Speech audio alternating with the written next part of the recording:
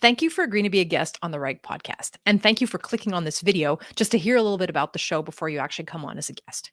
So, in order for our audience to have really the best value out of this, there are two questions that I would like you to just prepare before you come on the show.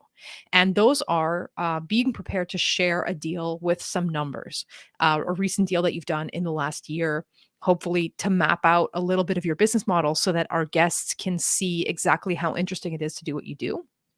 And the other question that is always going to come up is to talk about the lifestyle hit that you took in order to get you where you are today.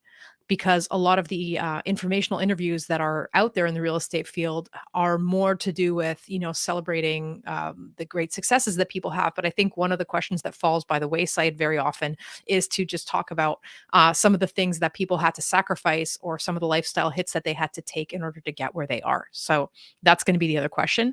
We keep our interviews to a max of 30 minutes, and usually we are structuring it around 5 questions. So the first one will be, tell us about your journey through real estate, your journey through life that brought you to come onto the podcast.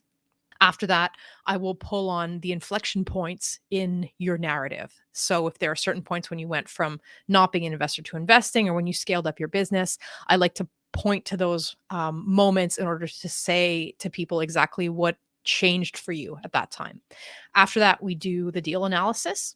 Then we do the lifestyle hit question. And then the last question is a more open ended question that has to do with things that you think we should be talking about in the industry that we're not talking about. So that's kind of open ended, but it's anything. It can be mindset advice, it can be something to do with the market, but it's to inform people about something, put something on their radar that's not on the radar.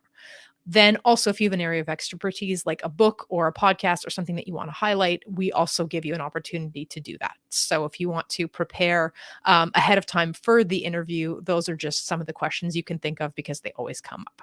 And thank you.